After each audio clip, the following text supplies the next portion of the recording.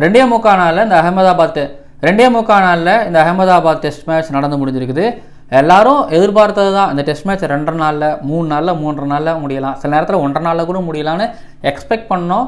ஆனால் நம்மளை இந்தியா ஒரு சர்ப்ரைஸ் பண்ணியிருந்தாங்க. நம்ம 2வது நாள் முடிவில் நம்ம என்ன பேசியிருந்தோம் இன்றைக்கி ஃபஸ்ட்டு செஷன் வரைக்கும் இந்தியா ஆடுவாங்க, அதுக்கப்புறம் ஆடி முடிச்சதுக்கப்புறம் செகண்ட் இன்னிங்ஸ் பேட்டிங் பண்ணவே வரக்கூடாதுங்கிற நேரத்தில் தான் வந்து டிக்ளேர் பண்ணுவாங்க நினச்சோம். ஆனால் இன்றைக்கி நடந்தது வேறு. ஆனால் எதிர்பார்த்த விக்ட்ரி இந்தியாவுக்கு கிடச்சிருக்குது. இப்போது ஹோமில் டீம் இந்தியா திரும்பவும் ஒரு பிரம்மாண்ட ஒரு விக்ட்ரியோட வெஸ்ட் இண்டீஸுக்கு எதிராக ஆரம்பிச்சிருக்கிறாங்க. ஸோ பேசுவோம்.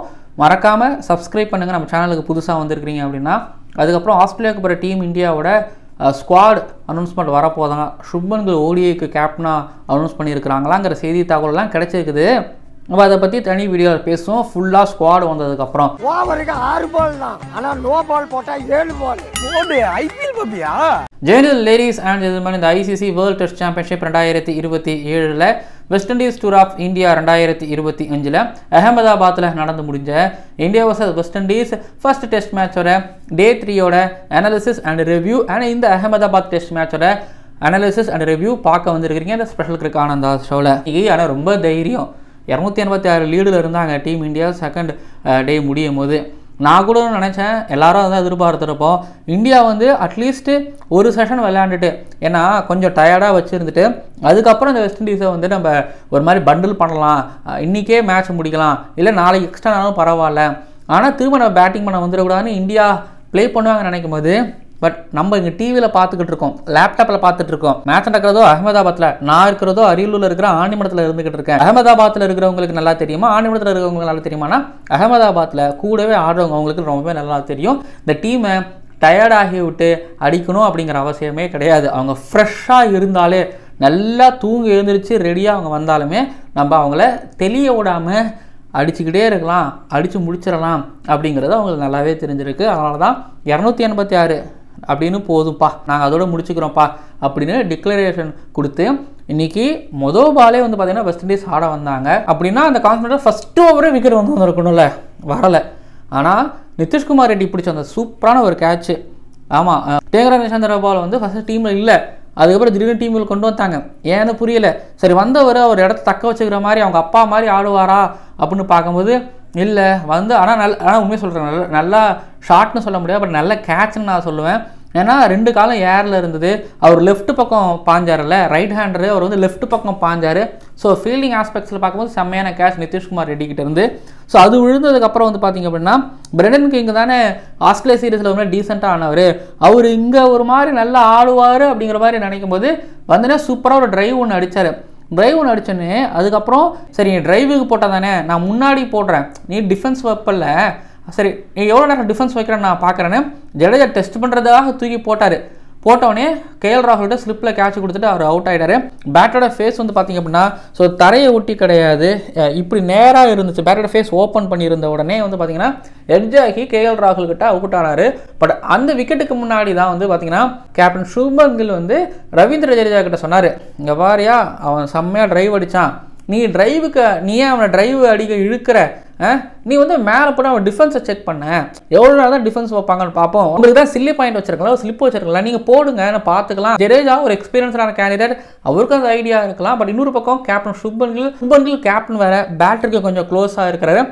டீமுக்கு எது நல்லதோ அதை போய் பேசலாம்ல, டீம் ஜெயிக்கிறதுக்கு என்ன வேணுமோ அதுக்காக போய் பேசலாம்ல. ஸோ அவர்கிட்ட இருந்து ஒரு சின்ன ஒரு இன்புட் இந்த பக்கம் ரவீந்திர ஜடேஜா கிட்ட அவர் கொடுக்கும்போது கிங்கோட விக்கெட் இருந்தது.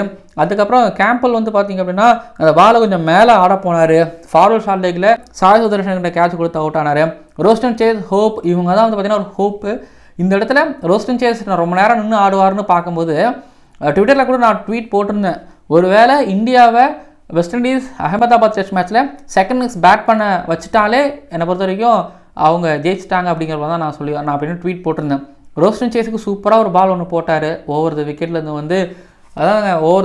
வந்து ஒரு மாதிரி ராங்காக ஒன்று போட்டார். இதுக்கு முன்னாடி பாபர் அசமுக்கு போட்டார் 2019 ஓடிஐ வேர்ல்டு கப்பில். அதுக்கப்புறம் ஃபஸ்ட் இன்னிங்ஸ்லுமே அந்த மாதிரி பால் போட்டு போல் எடுத்தார். அதுக்கப்புறம் ஹோப் அடித்த பால் சூப்பரான கேட்ச்சு ஜெய்ஸ்வால் எடுத்தார். ஸோ அங்கேயே அதாவது லஞ்சுக்கு முன்னாடியே வந்து பார்த்திங்க அப்படின்னா டப்புன்னு ஒரு 5 விக்கெட் விழுந்துருச்சு. 46க்கு 5, 20 ஓவர் கூட அவங்களோட டீம் வந்து தாக்கு பிடிக்கவும் இல்லை. அவங்க T20 கிரிக்கெட்டும் ஆடலை, அதாவது தாக்குதல் கிரிக்கெட்டும் ஆடலை, டிஃபென்சிவ் கிரிக்கெட் ஆடலை, மொத்தத்தில் அவங்க கிரிக்கெட் ஆடவும் இல்லை. அலெக்ஸ் ஆத்தனஸ் மட்டும் வந்து பார்த்திங்க அப்படின்னா ரிவர்ஸ் ஸ்வீப்பு மட்டும் நிறைய ஆடிக்கிட்டு இருந்தார். அது மாதிரி கிரீவ்ஸ் வந்து ரிவர்ஸ் ஸ்வீப் ஆடிட்டு இருந்தார். இதில் வந்து ஆத்தன்ஸ் வந்து பார்த்திங்க அப்படின்னா ஒரு முல்தானில் பாகிஸ்தானுக்கு அகேன்ஸ்டாக 2025 ப்ராக்டிஸ் மேட்ச்சில் வந்து ஒரு 99 ஒன்று, அதுக்கப்புறம் ஒரு 51 அடிச்சிருப்பார். ஸோ அவர்கிட்ட இருந்து ஒரு மாதிரி டீசனான கிரிக்கெட் எதிர்பார்த்தேன். 74 பால் அவர் தாக்கு பிடிச்சார். ஆனால் அவரும் வந்து பார்த்திங்க அப்படின்னா சுந்தரட்டா காட்டன் பாலில் அவுட் ஆகிட்டு போனது ஒரு பக்கம்னா, கிரீவ்ஸும் ஒரு கொஞ்சம் தாக்கு பிடிக்க பார்த்தாரு. 52 பால் தாக்கு பிடிக்க பார்த்தாரு. சிராஜோட டெட்லியான யார்கரில் அவரும் காலியானார். ஏன்னா ஒரு பக்கம் எல்லாரும் விக்கெட் விழுந்துக்கிட்டே இருக்காங்க போது அவருக்கு எப்படி மனசு வரும் விளையாடுறதுக்கு. அதுக்கப்புறம் கொஞ்சம் நேரம் நிற்க வச்சாங்க. கொஞ்சம் நேரம்லாம் சொல்ல முடியாது, அது டெஸ்ட் கிரிக்கெட்டில் வந்து கொஞ்சம் செகண்ட் கூட நான் சொல்ல மாட்டேன், ஏன்னா அது அவ்வளோதான். ஓகேங்களா, சரி ஓவரால் எடுத்துக்கிட்டிங்க அப்படின்னா வெஸ்ட் இண்டீஸ் 146க்கு ஆல் அவுட் ஆகிட்டாங்க. வெஸ்ட் இண்டீஸோட கடைசி ஒரு 15 இன்னிங்ஸ் 10 இன்னிங்ஸ் நீங்கள் எடுத்துக்கிட்டிங்கன்னா 146க்கு ஆல் அவுட் ஆகிருக்காங்க. 162க்கு இப்போ அகமதாபாத்தில் அவுட் ஆனாங்க. 27க்கு ஆல் அவுட் ஆகியிருக்காங்க. அவங்களோட செகண்ட் லோவஸ்ட்டு டெஸ்ட் ஸ்கோரு. 143க்கு ஆல் அவுட்டு, திரும்ப 143க்கு ஆல் அவுட்டு, 253க்கு ஆல் அவுட்டு, 141க்கு ஆல் அவுட்டு, 190க்கு ஆல் அவுட் ஆகியிருக்காங்க, 244க்கு ஆல் அவுட் ஆகியிருக்காங்க, 163க்கு ஆல் அவுட் ஆகியிருக்காங்க, 123க்கு ஆல் அவுட்டு, 137க்கு ஆல் அவுட்டு, 185க்கு ஆல் அவுட்டு, 146க்கு ஆல் அவுட்டு, 152க்கு ஆல் அவுட்டு. 2 தடவை மட்டும்தான் வந்து பார்த்தீங்கன்னா இவங்க 200க்கு மேலே அடிச்சிருக்கிறாங்க. ஒரே தடவை தான் 250க்கு மேலே ஆடி இருந்திருக்காங்க. இதுலேயும் 100 ஓவருக்கு மேலாம் இவங்க பேட் பண்ணியிருக்கிறதுக்கு வாய்ப்பே கிடையாது. முல்தானில் ஒரு விக்ட்ரி வரும், கேபால் ஒரு விக்ட்ரி வரும். மற்றபடி வந்து பார்த்திங்க அப்படின்னா இவங்களுக்கு விக்ட்ரி அப்படிங்கிறதே டெஸ்ட்டில் ரொம்பவே அரிதாகவே இருக்குது. இந்தியாவுக்கு அகேன்ஸ்டாக எடுத்துக்கிட்டிங்கன்னா டெஸ்ட்டில் இவங்களால ஜெயிக்கவே முடியல. போன டிக்கெட்டில் எங்கே ஜெயிச்சாங்க எனக்கு தெரிஞ்ச ஞாபகம் ஜெயிக்கலை. எனக்கு தெரிஞ்ச ஞாபகம் கிடையாது. 2016 கோலி ஈராலேருந்து நீங்கள் ஜெயிச்சிட்டாங்களா ஹோமில் அவையிலும் பார்த்தீங்கன்னா கிடையாது. தோனி இருக்கும்போதுமே எனக்கு தெரிஞ்சு கிடையாது. ஸோ போன டிக்கெட் எடுத்துக்கிட்டிங்கன்னா இந்த டிக்கெட்டில் பாதி வந்தாச்சு. வெஸ்ட் இண்டீஸ் இந்தியான்னு வந்துட்டா இந்தியா தான். ஏதோ 1-2 டெஸ்ட் மேட்சை ட்ரா ஆகுதே தவிர, அதுவும் ட்ரா எப்படி ஆகுதுன்னா இந்தியா டூர் போயிருந்தாங்க, அப்போ மழை அப்படின்னு வந்து ஏதோ சம்திங் ட்ரா ஆச்சா. மற்றபடி வந்து பார்த்தீங்கன்னா ட்ராங்கிற பேச்சுக்கே இடங்க இருக்கவே மாட்டேங்குது. இந்தியா ஒன் சைடாக மேக்ஸிமம் வின் பண்ணிட்டு இருந்துகிட்டு இருக்காங்க. இந்த அகமதாபாத் டெஸ்ட் மேட்ச்லையுமே வந்து கிரீவ்ஸ் ஃபர்ஸ்ட் இன்னிங்ஸில் 48 பால் 40 பால் பிடிச்சாரா. ஆத்தன்ஸ் வந்து 74 பால் ஃபேஸ் பண்ணியிருந்திருப்பாரு. மற்றபடி வந்து பார்த்தீங்க அப்படின்னா இல்லைங்க, பவுலிங்கில் ஒரு பக்கம் வந்து இல்லைங்க. பட் இந்த டீம் நான் சொல்கிறேன், எனக்கு கேம்பால் எனக்கு பெருசாக ஐடியா கிடையாது. டேகர் சந்திரபால் அவரும் ரெஸ்பான்சிபிளாக ஆடுற மாதிரி தெரியல. அவரும் பெருசாக ஷாட்டுக்கு தான் போகிறாரு தவிர நிறுத்தி நிதானமாக ஒரு பெரிய இன்னிங்ஸை கட்டமைக்கணுங்கிற மாதிரியான பொறுப்போ அவர்கிட்ட இருந்த மாதிரி எனக்கு தெரியல. பட் இதில் வந்து பிரெண்டன் கிங், அதுக்கப்புறம் ஷை ஹோப்பு, அலெக்ஸ் ஆத்தன்ஸு, கிரீவ்ஸு, ஸோ இவங்க வேரிக்கன்னு கொஞ்சம் பேட் பண்ணுவார். பட் நான் மேலே சொன்ன அந்த 3-4 பேருக்கு மேலே எனக்கு நம்பிக்கை இருக்குன்னா இப்போ த்ரூ ஜுரல் இருக்கக்கூடிய இடத்துல இவங்க இருந்துக்கிட்டு இருக்காங்க. ஆனால் த்ரூ ஜுரல்கிட்ட வர கேம் இவங்க கிட்ட வரமாட்டேங்குது. அதாவது த்ரூ ஜுரலுக்கு பின்னாடி சுற்றி இருக்கிறவங்க எல்லாம் ஒரு மாதிரி நல்லா பாசிட்டிவ் வைப் கொடுக்குறவங்க. பட் இவங்களுக்கு அப்படி கிடையாது. ஆனால் இவங்க ஐயோ சொல்கிறது ஈஸி, ஆனால் நான் சொல்கிறேன். ஆனால் இதில் எனக்கு ஷை ஹோப், கிரீவ்ஸ், ஆத்தன்ஸ், அப்புறம் yes of course Roston Chase, Brandon King, இவங்க எல்லாமே நம்பிக்கை இருக்குது. இந்த ஒரு 4-5 பேர் மேலே எனக்கு ஒரு நம்பிக்கை இருக்குது. ஆனால் நான் சொன்ன அந்த 4-5 பேரும் நீங்கள் ஒரு பங்களாதேஷ் கிட்ட ஆடும்போதோ இல்லை ஆப்கானிஸ்தான் நல்ல சர்ஃபேஸில் ஆடும்போதோ ஜிம்பாப்வே கிட்ட ஆடும்போதோ அவங்க ஸ்டாண்டர்டுக்கு ஒரு என்ன சொல்கிறது, அவங்க ஸ்டாண்டர்டுக்கு ஒரு டீம் கொடுத்தாங்கன்னா ஆடுவாங்க. ஸ்ரீலங்கா கிட்டே கூட அவங்க நல்ல கிரிக்கெட் ஆடுவாங்கன்னு கூட நீங்கள் வச்சுக்கோங்களேன்.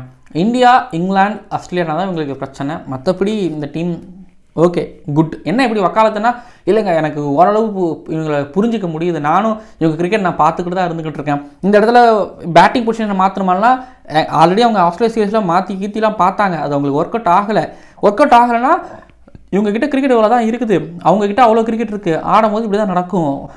வேறு எதுவுமே கிடையாது. ட்ரை பண்ணாமலாம் இல்லை, ட்ரை பண்ணி தான் உங்களுக்கு இப்படிப்பட்ட அவுட்புட்ஸ் வந்துகிட்டு இருக்கு.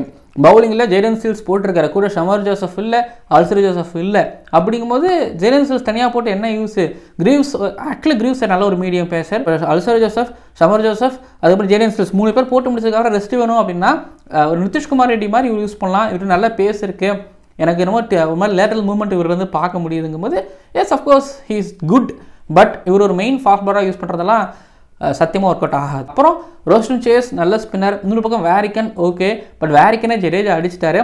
ஆனாலும் வந்து பார்த்திங்க அப்படின்னா கன்சிஸ்டண்டான லைன் லென்த் இல்லை, பிரச்சனை இருக்குது. பட் நல்ல குவாலிட்டியான டீம். ஆனால் யாருக்கு கீழே இருக்காங்க, எப்படி ட்ரெயின் ஆகிறாங்க அப்படிங்கிறதும் இவ்வளோ தூரம் இவ்வளோ பேசுகிறேன். நீ யார் ஐசிசியா, நீ யார் கோச்சான்னு கேட்குறீங்க. பட் என்னால் ஓரளவு டிவி பார்த்து ஓரளவு நாலேஜ் இருக்குது, அதை நான் அவங்ககிட்ட நான் ஷேர் பண்ணிக்கிறேன், அவ்வளோதான். சரி, இப்போது இந்தியன் டீம் பக்கம் என்னென்னா 300 வந்திருக்கு. பவுலிங்கில் உங்களுக்கு சிராஜ், பும்ரா, குல்தீப் யாதவ், ஜடேஜா எல்லாரும் கிளிக் ஆகிட்டாங்க. பேட்டிங்கில் த்ருவ் ஜுரேல் கிளிக் ஆகிட்டாரு. அப்புறம் சாய் சுதர்ஷன் மட்டும்தான் அதில் கிளிக் ஆகலை. கில்லிக்கிட்டது ஒரு 50 வந்துச்சு. ஜெய்ஸ்வாலும் ஒரு மாதிரி டீசென்ட் ஆடிட்டாரு. கேஎல் ராகுல் 100 வந்துச்சு. சோஃபார் இந்தியா வந்து அகெயின் டாமினன்ட் சைடாக வெஸ்ட் இண்டீஸ்க்கு அகேன்ஸ்டாக ஆடும்போது இருக்காங்க. ஹோமில் முன்ன நியூசிலாண்டில் தோத்தாங்க, 3-0 தோத்தாங்க. பட் இப்போ அதை அழிச்சிட்டு வெஸ்ட் இண்டீஸ் கிட்ட ஜெயிச்சிருக்கிறாங்க. ப்ளஸ் அந்த கான்ஃபிடென்ட் எனக்கு ரொம்ப பிடிச்சிருந்துச்சு. 286 போதும் இந்த டீமுக்கு அப்படிங்கிற ஒரு முடிவு. எந்தளவுக்கு ஆப்போனண்ட் அவங்க வந்து யோசிச்சு வச்சிருக்கிறாங்க, பார்த்துருக்குறாங்க அப்படிங்கிறத கிளியராக தெரியுது. So all department, fielding, bowling, batting எல்லா டிபார்ட்மெண்ட்டும். பட் சாய் சுதர்ஷன் மட்டும் தான் கொஞ்சம் லைட்டாக விலகி இருக்கிறாரு. சோஃபார் வெஸ்ட் இண்டீஸ்க்கு 44 ஓவர் போட்டு 45 ஓவர் போட்டு முடிச்சிட்டாங்க. 162 ரன் மட்டும் 146 ரன் மட்டும் முடிச்சிட்டாங்க. ஸோ வெஸ்ட் இண்டீஸ் எப்படி ஃபர்ஸ்ட் இன்னிங்ஸ் டீல் பண்ணுமோ அதே அளவுக்கு தான் டீல் பண்ணியிருக்காங்க. எங்கேயும் கூடவோ குறைவோ பண்ணவும் இல்லை. சரிங்க, நேராகுது. அடுத்தது ஏதோ ஓடிஎஸ் ஸ்குவாட்லாம் வந்துச்சுன்னா அதை பற்றி நம்ம பேசணும். அப்புறம் டெல்லி டெஸ்ட் மேட்ச்சுக்கு முன்னாடி நம்ம வந்து பேசுறதுக்கு முன்னாடி நிறைய ஷார்ட்ஸ் வீடியோஸ் நம்ம சேனல் அப்லோட் ஆகுது. நீங்கள் அதை பாருங்கள், உங்களுக்கு கண்டிப்பாக பிடிக்கும். சரி, ஓகே, மறக்காமல் சப்ஸ்கிரைப் பண்ணிடுங்க நம்ம சேனலை. ஓவருக்கு 6 பால் தான், ஆனால் நோ பால் போட்டால் 7 பால். ஐபிஎல் பப்பியா?